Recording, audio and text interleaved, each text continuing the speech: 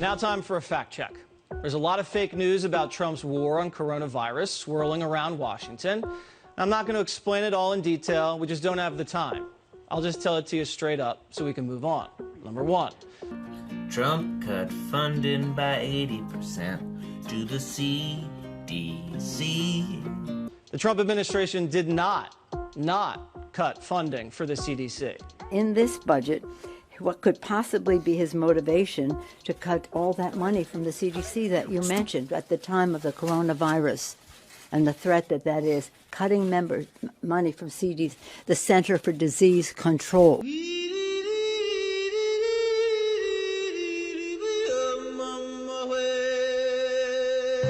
You can't fix stupid. What could he be thinking? Stupid is forever. In fact, funding for the CDC went up every single year he's been in office. The CDC's budget has been cut the last 2 years, and the Trump administration wants to cut another $30 million this year. The Trump administration did not cut funding for the CDC. The cuts have been so egregious that the agency's former director had to find a new way to put it into perspective. So that's a crack hole. Number two, Trump did not get rid of the pandemic unit at the National Security Council. You are passing the buck because you cut funds from the CDC and you dismantled our pandemic response units, presumably because you and your right-wing staff view these efforts as Obama-supported globalism. Nothing is more global than fighting pandemics. You stupid. Where we are right now is that everybody is recognizing, oops, it was a big mistake by the Trump administration to obliterate the entire infrastructure of pandemic response that the Obama administration had created. As this whole thing has developed, a lot of people have wondered how better we might have been prepared if the pandemic sort of emergency response team had not been disbanded by the Trump administration back in 2018. Ken, what kind of cuts are we talking about here? But the first thing Trump did was he fired Tom Bossert, who was his Homeland Security advisor, but that job was also in charge of confronting global pandemics. The pandemic advisor to Donald Trump, Tom Bossert. But the first thing Trump did was he fired Tom Bossert. Tom Bossert said that our healthcare industry is going to be overburdened by the number of cases.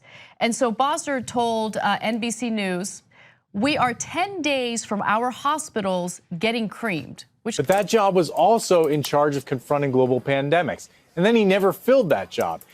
And there's a clear record of what they did, getting rid of this pandemic response team or experts in this field. Trump did not get rid of the pandemic unit at the National Security Council. It just moved to another division with a different title. Number three, the Trump administration did not refuse to accept testing kits from the World Health Organization. Why did we refuse the German test? Well, with regard to that second question, I think that's a really interesting thing. I mean, I think we get very provincial in the United States. If it's not stamped with the Made in America sign, we tend to think of other things as inferior. And in Sunday's Democratic debate, former Vice President Joe Biden blamed the Trump administration for turning some tests away. But PolitiFact found that's not exactly what happened. Biden said the World Health Organization offered testing kits and that Trump refused them. But that's not exactly how it happened. It's true that the health organization tests weren't given to the United States, but that's because they're typically meant for poorer countries. In fact, the health organization told PolitiFact that this is how things typically play out when there's a pandemic. The group's spokeswoman said the U.S. does not ordinarily rely on the World Health Organization for tests. Biden left out a lot of context and he painted a misleading picture. So the Truth-O-Meter rates his claim, mostly false. The WHO doesn't even sell testing kits. We built our own test kits like every other country. Trump has not muzzled his scientists. The administration of finding ways to muzzle scientists, get them away from the decision-making table. China did that. Our scientists are on TV every single day.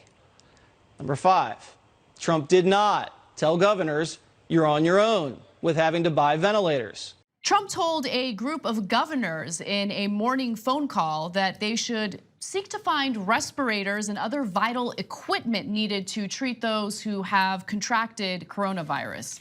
He's basically told them, if you need those respirators, it might be better for you to seek them on your own rather than try to get them through the federal government. You see that? That's a stupid bitch. Mr. President, you had a teleconference with the nation's governors today. Yeah. And in that teleconference, you told them if they need things like respirators or masks to try to get it on their own. What did you mean by that, and what will the federal government do to help? If they can get them faster by getting them on their own, in other words, go through a supply chain that they may have, because the governors, during normal times, the governors buy a lot of things, not necessarily through federal government. If they're able to get ventilators, respirators, if they're able to get certain things without having to go through the longer process of federal government. We have stockpiles now, and we're ordering tremendous numbers of ventilators, respirators, masks, and they're ordered, and they're coming, and we have quite a few. At this point, I think, Mike, we have a lot. First of all, governors are supposed to be doing a lot of this work, and they are doing a lot of this work. The federal government's not supposed to be out there buying vast amounts of items and then shipping. We're not a shipping clerk. The governors are supposed to be, as with testing, the governors are supposed to be doing it. We'll help out, and we'll help out wherever we can, and we can buy in volume, and in some cases, great volume. The federal government is just backing them up if they can't get them themselves. Trump did not call coronavirus a hoax. Let's hope all those things come with a time machine, too, to turn back the clock on these last 3 months that have been wasted while the White House was saying this was a hoax. Stupid bitch.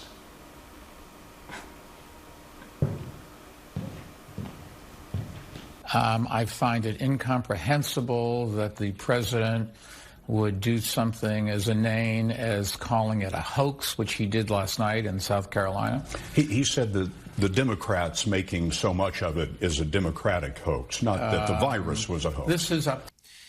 Talk about the danger of the president calling this a hoax. If you have the president telling people it's a hoax, that there's nothing to worry about, that it will disappear, as he said yesterday, and it'll be a miracle. I was particularly disturbed to hear the word hoax used by the president recently in talking about this issue. We're hearing it every step of the way from this administration. First, we were hearing it was a hoax. Then we were hearing that everything was fine.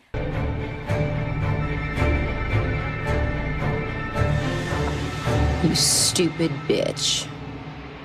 To believe. 3 weeks ago, the president was saying it was a hoax.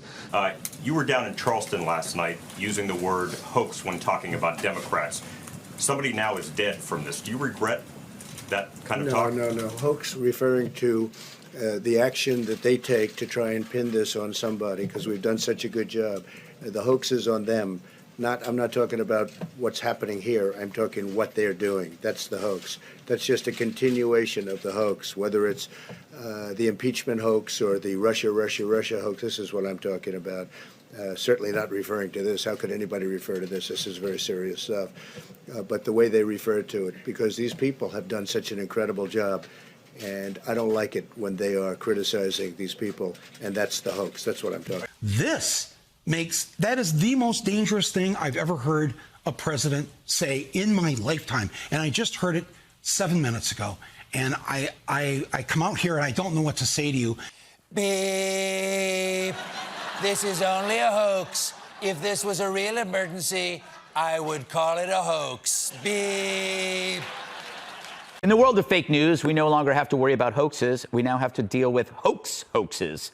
Friday, when President Trump called the Dems' attempt to politicize the coronavirus a hoax, how did the media portray that? That he was calling the virus a hoax. Yeah, the Washington Post's Dana Milbank kicked it off with this. Remember this moment? Trump in South Carolina just called the coronavirus a hoax. Politico lazily picked it up with this headline. Biden blasts Trump for calling coronavirus a hoax.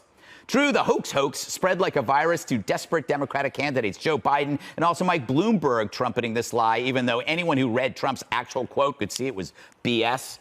But the media expects us not to do that. They hope our laziness will let hoaxing hacks like Milbank get away with their misinformation.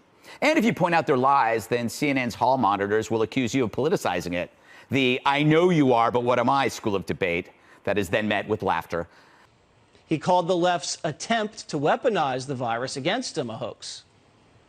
The American people do approve of the way the president is handling the coronavirus.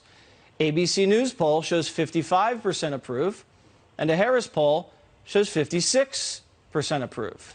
And if you take a look at Democrats versus Republicans here, 30% of Democrats approve, which is about double the number from last week's poll. So you're seeing some improvement among Democrats as well, and 69% disapprove, and that's down from 86%. Meanwhile, an overwhelmingly 92% of Republicans approve, up from 86% last week. Only 8% disapprove compared to 11% in last week's poll. So this is not good. Not good. I like the movement on the Republicans as well. It was like before, when he was doing absolutely nothing and actively calling it a hoax, 86% supported it. And finally, the president said Google was working with him to create a virus testing website for all Americans. The press said Google had no plans to do this. The country is being misinformed. I think it's fair to say the country is being lied to about this small pilot program that they are implying is going to help the entire country starting Sunday or Monday. I am sorry to say it will not help the entire country on Sunday or Monday. You know, look, maybe the president's trying to pressure Google. Maybe he thinks he's playing a game where he's pressuring the executives to get it done faster. But there's no indication that game is working. That was fake news, and the president rightly called them out. I don't know where the press got their fake news, but they got it someplace. But as you know, this is from Google. They put out a release, and you guys can figure it out yourselves and how that got out, and I'm sure you'll apologize. The president is doing the best he can, balancing optimism with the grim reality of the pandemic. NBC News asked the president if being hopeful that we'll find a cure is giving Americans false hope. Is it possible that your impulse to put a positive spin on things may be giving Americans a false sense of hope? No, I don't think so. Misrepresenting the preparedness right now? No, I don't think so. I think that, I think it's got, the not yet approved drug. Such a lovely question. But the coverage we are seeing from the media and the mob is beyond despicable and political. For example, Sunday, you got Chuck E. Todd boasting the coronavirus could actually help President Trump, like the Iran hostage situation hurt Jimmy Carter. A Washington Post editorial calling it President Trump's Chernobyl. And over there at state-run conspiracy TV, MSDNC, poor liberal Morning Joe saying Trump's stupidity will cause Americans to die. And meanwhile, Joyless Reed, well, actually telling her viewers that the children of Trump supporters were more likely to spread the coronavirus to other kids. Just made that up, I guess. That's what they do. The lies, the conspiracy theories, the psychotic anti-Trump rage. Well, it's been nonstop. Sadly, this is all we've gotten for 3+ years. Take a look. What is government really for? Government is there to protect you from terrorism, for a health thing, just exactly this thing. This is exactly the function of government, and our government is screwing up. But this may be Donald Trump's Katrina. This is an event that could take down a presidency. What the Iran hostage crisis was the final year of Carter's presidency. Not his fault, but it's a test in real time. The president is doing nothing but playing in his political sandbox while this virus continues to spread silently across America. All right, these people sound like they really care about the country, protecting human life, or are they just looking for any and every way possible to bash President Trump? I am your voice.